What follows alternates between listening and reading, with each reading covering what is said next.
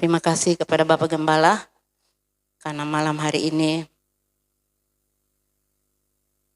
telah mempercayakan kami untuk melayani kebenaran firman Tuhan. Bila Tuhan memberkati Bapak Gembala dan Ibu Rohani.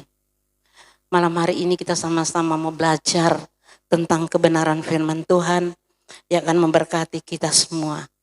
Kita akan membaca dalam kitab Perjanjian Lama di dalam Yesaya 30. Yesaya 30 ayat yang ke-15. Ya, satu ayat saya akan kami bacakan di malam hari ini. Saya jemput semua kita bangkit berdiri. Kita akan membacakan bersama-sama di dalam nama Tuhan Yesus Kristus. 1, 2, 3. Sebab beginilah firman Tuhan Allah yang Maha Kudus, Allah Israel, dengan bertobat dan tinggal diam, kamu akan diselamatkan. Dalam tinggal tenang dan percaya terletak kekuatanmu. Sekali lagi saudara. Sebab beginilah firman Tuhan Allah yang Maha Kudus, Allah Israel, dengan bertobat dan tinggal diam, kamu akan diselamatkan. Dalam tinggal tenang dan percaya terletak kekuatanmu. Amin, haleluya. Puji Tuhan, disilakan duduk kembali. Bapak Ibu Saudara yang diberkati oleh Tuhan. Sekali lagi kami menyampaikan terima kasih banyak kepada Bapak Gembala, Bu Rohani yang memberikan kesempatan bagi kami untuk belajar melayani kebenaran firman Tuhan. Firman Tuhan yang telah kita baca, sekaligus saya akan bacakan. Sebab beginilah firman Tuhan Allah yang Maha Kudus, Allah Israel, dengan bertobat dan tinggal diam kamu akan diselamatkan. Dalam tinggal tenang dan percaya terletak kekuatanmu. Malam hari ini kami memberi judul firman Tuhan sebagai tema, yaitu bertobat dan tinggal diam. Bapak Ibu yang diberkati oleh Tuhan Yesus Kristus, terkadang saudara, kita masih memiliki sifat kanak-kanak, ya. Gambaran kehidupan rohani yang seringkali belum dewasa, yang kita perlu menjadi dewasa rohani sehingga kita boleh masuk dalam pernikahan anak domba Allah. Haleluya. Sekalipun itu suatu kiasan, tetapi pengertian rohaninya kita akan menikah. Pernikahan itu bukan untuk anak-anak, tetapi bagi orang dewasa. Ya, yang dewasa secara rohani itu akan menikah dengan Yesus yang layak berjumpa dengan Yesus. Amin. Karena di dalam dunia ini, saudara, tidak ada manusia yang tidak bersalah, ya. Baik itu sadar ataupun tidak sadar, sengaja ataupun tidak sengaja. Alkitab sendiri menyatakan bahwa setiap kita adalah orang berdosa yang mendapat kasih karunia Allah sehingga kita dibebaskan dari hukuman yang kekal. Bapak Ibu Saudara, saya sebagai pembawa firman Tuhan ini, saya bukan orang benar. Saya banyak kesalahan, ya. Banyak dosa saudara, ya. Tetapi kami bersyukur karena atas anugerah Allah, kami bisa diselamatkan. Kami bisa mengenal akan firman Allah. Kalau dulu kita masih di gereja sebelah saudara, kita belum mengerti tentang kebenaran firman Allah karena masuk gereja itu saudara hitung-hitungan, ya. Tetapi ketika kami dibawa di tempat ini, kami bersyukur menjadi anak Tuhan di tempat ini, dan kami boleh diajar oleh kebenaran firman Tuhan. Kami boleh mengerti bahwa kita memang orang berdosa, tetapi oleh karena kasih karunia Allah kita diselamatkan, dan kita sangat bersyukur itu kepada Tuhan. Haleluya. Bahkan kita dijadikan keluarga Allah, warga kerajaan sorga. Amin. Sungguh luar biasa itu Tuhan, saudara. Dia menjadikan saudara dan saya adalah keluarga Allah, warga kerajaan sorga. Jadi pastikan hidup saudara dan saya adalah warga kerajaan sorga. Amin. Selanjutnya saudara, di sini kita akan melihat di dalam Lukas 15, 18-24. Di sana saudara ada firman Tuhan yang menceritakan tentang perumpamaan tentang anak yang hilang. Di sana kita tahu bersama bahwa kakak beradik ini seorang adik yang sudah menghabiskan harta benda, saudara. Harta dari orang tuanya, saudara. Dia memboroskan berfoya-foya untuk dirinya sendiri. Dan ketika dia mengalami kesukaran, saudara, dia tidak bisa berbuat apa. Di dalam cerita ini kita melihat bahwa yang seorang menyadari kehidupannya sehingga ia terlepas dari konflik. Sedangkan yang seorang lagi tidak menyadari kehidupannya sehingga dia tetap hidup di dalam permasalahannya. Di saat sedang menghadapi ketegangan dalam hidupmu, seringkali kita tidak bisa berbuat apa-apa. Ya, kacau balau pikiran kita.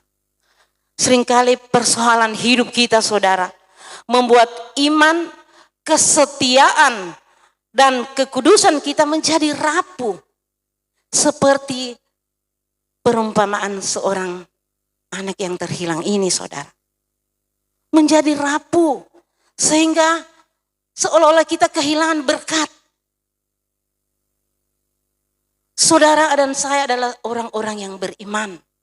Ya. Saudara tahu bahwa kita memiliki kasih Allah, yaitu kasih agape. Ya. Kalau kita memiliki kasih eros, philios, storge, ketiga kasih itu yang ada di dalam manusia, itu tidak sempurna dan berbahaya. Ya, saudara-saudara.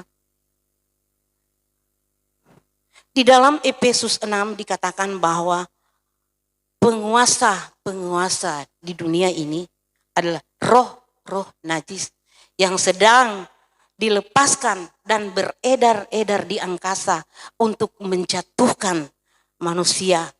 Sehingga manusia itu menjadi terbatas, saudara. Untuk manusia kita membuat hidup kita bahagia jadi terbatas. Karena rasa ketakutan, kita tidak bisa berbuat apa-apa, saudara. Sebab itu sekali lagi kita harus dibungkus dengan kasih Allah, yaitu kasih agape. Amin. Ketika kasih Allah membungkus kita, bukan berarti, saudara, kita terlepas dari berbagai macam persoalan. Ya, buktinya ketika kita menjadi anak Tuhan, kita banyak menghadapi masalah, persoalan yang seolah tiada henti-hentinya. Tetapi saudara yang diberkati oleh Tuhan, sebab itu kasih Allah yang membungkus kita. Kita harus membutuhkan pemulihan dalam kehidupan kita, agar kita tetap kuat di dalam menghadapi segala persoalan dan masalah yang ada dalam hidup kita. Bapak Ibu yang diberkati oleh Tuhan, sebab itu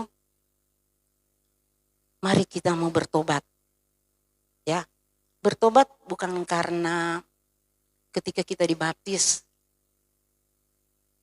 kita sudah bertobat, bukan, saudara. Tapi bertobat itu mungkin hari lepas hari mungkin kita harus diperbaharui. Lewat pikiran kita, seringkali kita berpikiran yang salah. Lewat pendengaran kita, ya, lewat hati kita. Jadi setiap hari kita harus bertobat. Bukan orang lain kali kan kita bisa bilang begini, oh kita kok so baptis, kita itu mesti bertobat. Kita so baptis berarti kita so bertobat itu, saudara. Tetapi sekali lagi Seringkali kita tidak bisa meninggalkan perbuatan-perbuatan kita yang salah.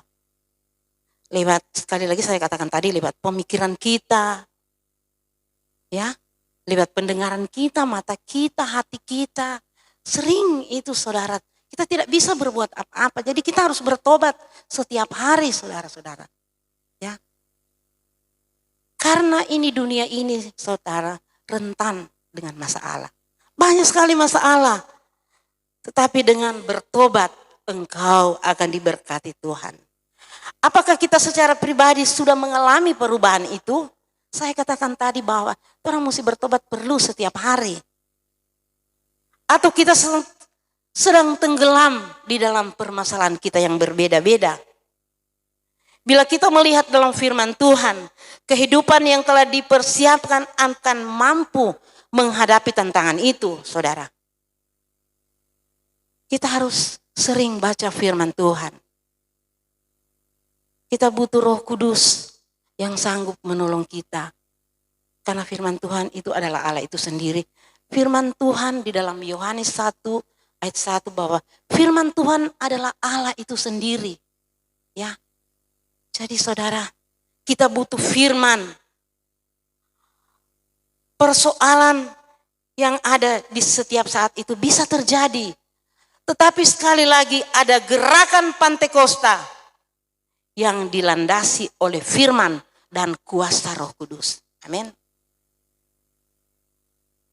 Hari-hari ini kan kita saudara baru sedang memperingati hari Pantekosta.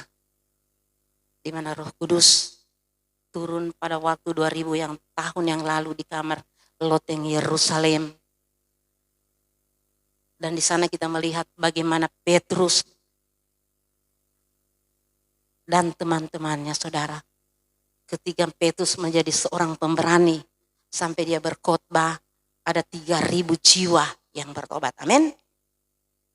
Jadi sekali lagi ada kegerakan kekuatan Pantekosta yaitu firman dan Roh Kudus. Jadi tidak boleh dipisahkan firman dan Roh Kudus. Kita butuh firman, kita butuh kuasa Roh Kudus dalam hidup kita. Amin. Sebab itu sekali lagi, karena kita tahu bahwa di hari-hari ini iblis sedang berjalan kian kemari seperti singa yang mengaum-ngaum. Ya, yang memasang perangkap bagi anak-anak Tuhan. Tetapi sekali lagi kita ada kekuatan kuasa Roh Kudus. Ada firman dan kekuatan Roh Kudus. Sebab itu mari Bapak Ibu Saudara, milikilah firman Allah.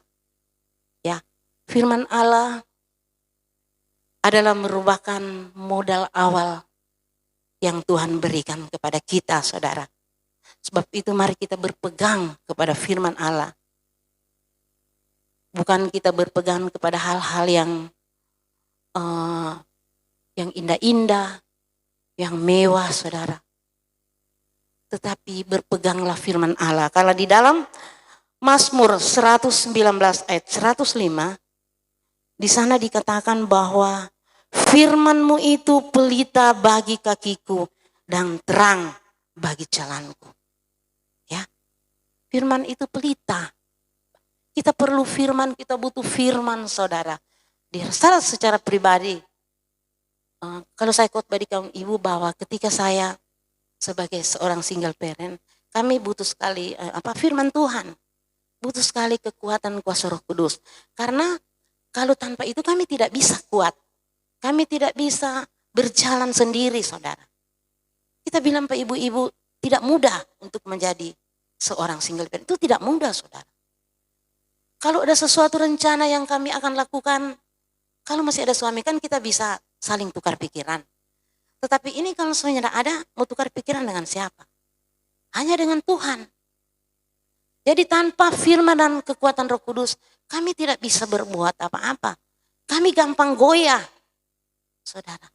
Tetapi kami bersyukur karena kami terus dikuatkan oleh firman Allah yang selalu kami dengar setiap minggu dan selalu kami baca itu firman Allah. Dan kami terus kuat di dalam kekuatan Roh Allah. Karena tanpa itu kami tidak kuat, saudara. Kami pasti akan goyah. Karena begitu banyak hal yang kami alami, ya. mendidik anak-anak. Seringkali bikin salah saudara-saudara. Tetapi kami selalu berdoa bahwa Tuhan firman-Mu kuatkanlah aku. Roh Kudus kuatkanlah aku saudara-saudara. Karena sekali lagi Allah Tuhan kita Yesus Kristus tidak berkompromi dengan dosa. Dia tidak kompromi dengan dosa saudara.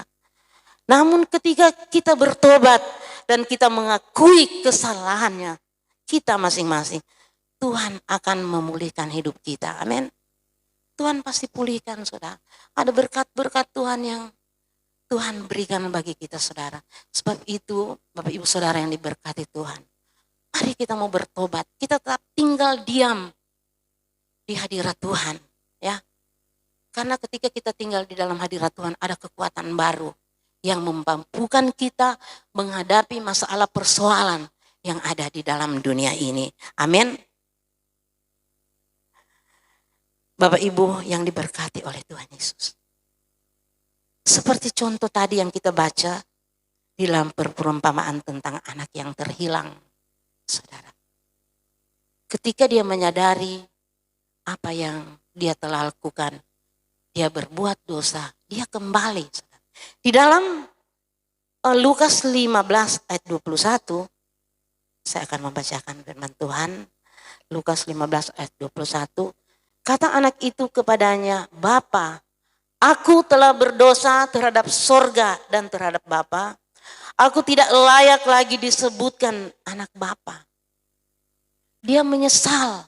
Dia menyadari apa yang sudah dia lakukan. Dan dia melalui pengakuan seperti ini. Itu sangat diperlukan, saudara. Ya, ketika kita membuat kesalahan, kita harus ada pengakuan kepada Tuhan. Tuhan senang dengan pengakuan kita, saudara. Seperti yang dilakukan oleh anak yang si bungsu yang terhilang ini. Maka Tuhan akan memulihkan kita. Kita perlu kembali kepada jalan yang benar.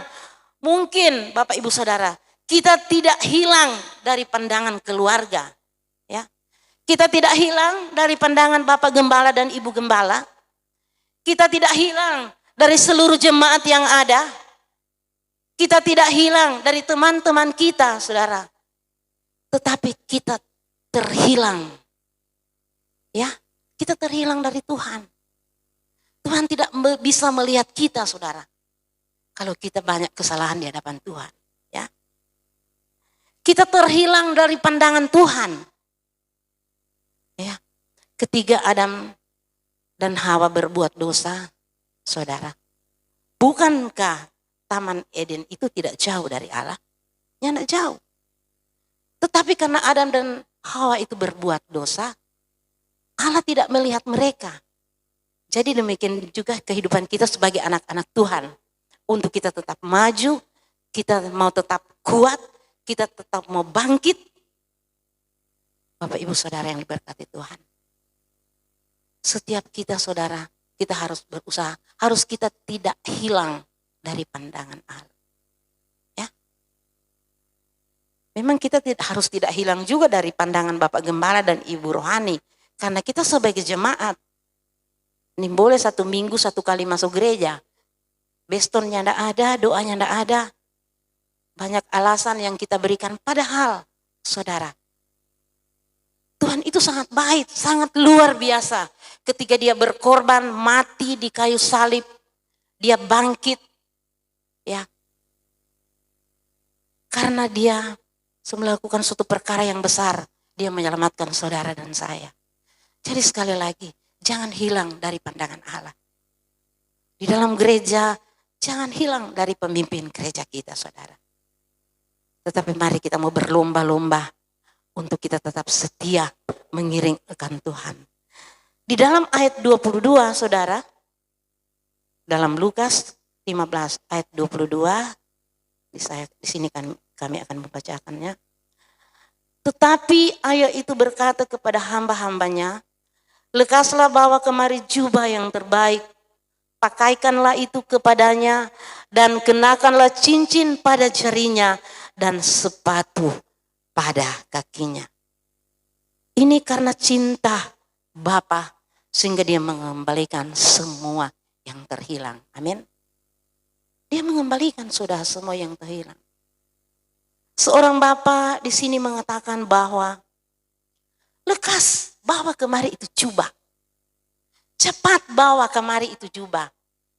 Kita akan menyongsong anak yang terhilang itu datang. Dia kembali. Saudara. Apa yang terhilang itu dia kembali seperti semula. Bapak Ibu yang diberkati oleh Tuhan. Perdamaian dengan Tuhan saudara. Itu akan dikembalikan kepada kita. Amin. Jangan sia-siakan pengorbanan Yesus. Amin. Segala pelayanan kita yang diberikan kepada Tuhan. Mari. Melayani dengan sungguh. Melayani dengan hati yang murni. Karena pelayanan itu didasari oleh kasih. Apalagi kan tadi Bapak Gembala bilang. Ada mau adakan workshop. Ya, pemuda remaja. BL yang senior. Mari mau bangkit saudara. Mau belajar. Kami saudara, walaupun kita seumur begini, kita terus belajar. Setiap hari kita terus belajar. Bagaimana kita mesti bawa itu firman Tuhan. Bagaimana kita untuk memimpin itu doa. Kita belajar, terus belajar dan terus belajar. Kita minta Roh Kudus pimpin aku, pimpin hambamu. Berikan pengertian yang sejelas-jelasnya. Agar kita boleh mengerti. Jadi Bapak Ibu yang diberkati oleh Tuhan Yesus. Sekali lagi, pelayanan itu kepada Tuhan itu kita berikan itu dari hati kita. Bukan karena dari kehebatan kita, kepintaran kita. Tadi Bapak Gembala bilang kita mesti belajar. Ada yang datang dari jauh. Ya, kita mesti belajar bagaimana kita kurang. Kita mesti mau tambah. Bapak Ibu, kami waktu di rumah, karena Ceni kan suka hobi-hobi, jaga download, buka YouTube saudara. Dia bilang, mau buka jo yang Bapak Gembala yang mau datang ini, yang mau ajar itu cara WL bagaimana. Memang sangat bagus saudara. Bagus sekali, tadi kita udah lihat Ceni ada buka. Aduh memang luar biasa sekali. Dan DP suara bagus sekali DP suara. Ini hamba Tuhan ini suaranya sangat bagus sekali saudara. DP cara pelayanan memang sangat bagus sekali. Ceni buka itu di Ceni, Mama coba lihat ini. Memang bagus sekali. Kalau nyana mau belajar rugi. Amin. Sebab itu saudara yang diberkati oleh pemuda dan remaja. Pelayanan itu dari Tuhan hati yang murni, yang jujur dengan kasih kepada Tuhan. Amin. Haleluya. Karena sekali lagi kita bilang bukan karena Tuhan kepintaran, kepandaian. Sebab pelayanan itu murni. Di hati kita jangan seperti anak yang sulung. Karena ada dua anak ini di permem tadi. Anak yang sulung dan anak yang bungsu. Di dalam ayat ke-28, di sini kami akan membacakan saudara. Ayat 28. Maka marahlah anak sulung itu dan ia tidak mau masuk. Lalu ayahnya keluar dan berbicara dengan dia. Tetapi ia menjawab ayahnya, katanya, telah bertahun-tahun aku melayani Bapa dan belum pernah aku melanggar perintah Bapa, tetapi kepada aku belum pernah Bapa memberikan seekor anak kambing untuk bersukacita dengan sahabat-sahabatku. Di sini dikatakan bahwa kita melihat ayat ini, anak ini yang tua ini saudara, hatinya memiliki hati yang dendam, iri hati kepada adiknya, saudara. Ketika Yesus datang ke dunia, saudara, dia nggak cari orang benar. Dia nggak cari orang sehat. Tuhan Yesus datang cari orang sakit. Orang yang berdosa seperti saya dan saudara. Tuhan cari. Karena dia mengasihi. Tetapi di dalam cerita ini di ayat 28 dan 29 ini, ada dendam, ada iri hati, saudara. Ya, Allah tidak memberkati orang yang memiliki orang seperti itu. Jadi kalau orang ada suka bakalai, punya iri hati, ya punya dendam, Tuhan yang akan memberkati saudara. Ya, tidak ada. Tuhan yang akan memberkati dia. Karena dia selalu iri hati. Selalu dendam kepada orang. Kalau dia lihat orang yang mungkin lebih dari dia iri hati, dia dendam. Tetapi sekali lagi, saya katakan bahwa Allah tidak akan memberkati. Sebab itu perlu bertobat. Amin. Perlu bertobat. Supaya boleh mengalami berkat-berkat Tuhan. Janji-janji Tuhan yang luar biasa. Saudara yang diberkati oleh Tuhan. Mungkin hari-hari ini kita menghadapi persoalan. Ya, menghadapi persoalan rumah tangga. Ya, persoalan ekonomi. Yang goncang-gancing kian kemari kalau mau baca di televisi, mau dengar di televisi. Saudara. Menghadapi anak-anak, ya banyak hal. Tetapi sekali lagi saya katakan bahwa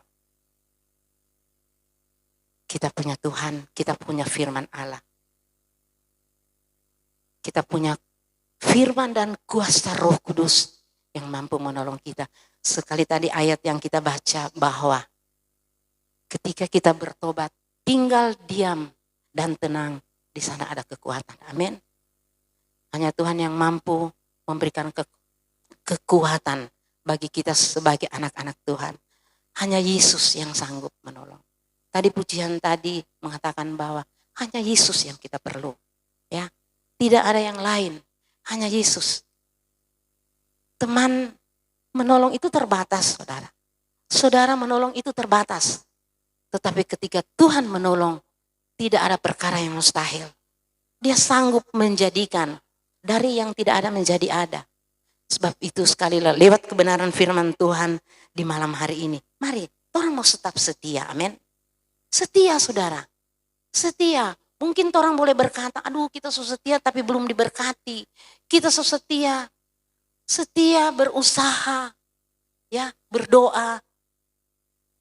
Melakukan kebenaran firman. Pasti sekali waktu engkau akan melihat pertolongan Allah yang ajaib dan luar biasa. Engkau akan melihat janji-janji Tuhan yang luar biasa. Seperti anak yang terhilang. Dia kembali. Dia mendapatkan semua apa yang dia punyai. Amin. Mari malam hari ini saudara. Sekali lagi lewat kebenaran firman Tuhan. Kami tidak bisa berkata-kata panjang malam hari ini. Tetapi kita percaya Roh Kudus. Yang sanggup menolong. Yang menerjemahkan dalam setiap hati dan pikiran kita masing-masing. Saudara, kami terbatas. Sangat terbatas untuk menjelaskan firman Allah. Tetapi sekali lagi ketika kita mendengar firman Tuhan, biarlah kita menjadi seperti murid Yesus. Ya, untuk mendengarkan dengan baik. Agar kita bertobat, tinggal diam, tenang. Dan di sana kita akan mengalami kekuatan yang baru. Puji Tuhan, kami tidak berkata-kata firman Tuhan pada malam hari ini. Dan kami serahkan kepada Bapak Gembala.